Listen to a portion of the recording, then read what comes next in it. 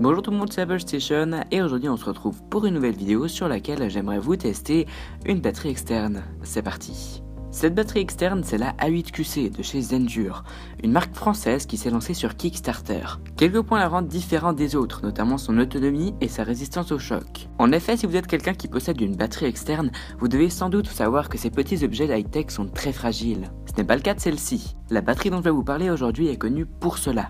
Vous pouvez essayer de la faire tomber et elle se cassera pas, sans excès bien sûr. Après voilà, je vous recommande pas de la lancer partout pour la tester, mais sachez que la technologie qui se cache à l'intérieur est digne des coques de chez Rhinoshield. Personnellement, je me suis pas amusé à la faire tomber partout, parce qu'il est vrai que les matériaux utilisés pour protéger la batterie s'abîment assez facilement, laissant la batterie en elle-même totalement fonctionnelle. Donc s'il vous arrive de la faire tomber, sachez que c'est normal d'avoir une petite bosse sur le côté ou la peinture qui s'enlève. Plusieurs youtubeurs l'ont déjà testé jusqu'à leur limite, en les lançant, les tapant avec des marteaux ou même en roulant dessus avec leur voiture. C'est pour ça que je me suis dit que ça servait à rien de détruire la mienne pour vous montrer ça. Cette batterie externe possède une autonomie de fou.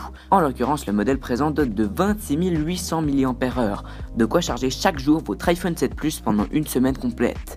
Même un peu plus. Mais Zendure possède également des modèles moins chers, avec un design plus fin et bien sûr une plus faible autonomie. L'avantage de la A8QC, c'est qu'on dispose également de 4 ports USB, dont un qui supporte le Qualcomm 3.0 pour la recharge rapide, chez Samsung par exemple. C'est le port USB vert en haut à gauche. On a également un petit écran qui nous indique la charge restante sur la batterie. D'ailleurs, ne vous souciez pas d'en perdre si vous laissez votre iPhone charger toute la nuit, puisque lorsque votre smartphone sera rechargé à 100%, la batterie le détectera et arrêtera de l'alimenter. Cependant, les 3 autres ports USB continueront toujours à charger votre appareil jusqu'à 100%, pour que aussi il s'arrête ainsi de suite. La batterie en elle-même, elle prend énormément de temps à se charger, via un port micro USB qui est fourni dans la boîte, jusqu'à 6 heures si je me trompe pas. Zendure nous informe qu'ils adopteront bientôt l'USB type C pour ne plus avoir affaire à 20 000 câbles différents dans notre sac. Niveau design, on se retrouve avec un style de valise américaine.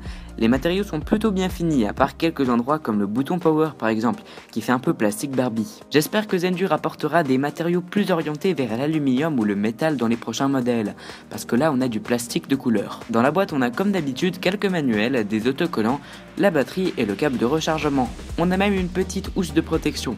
Merci d'avoir pensé à ça, c'est vrai qu'on voit pas souvent et c'est très pratique pourtant. Voilà les gens, j'ai à peu près tout dit sur cette batterie externe. Si elle vous intéresse, le lien sera en description.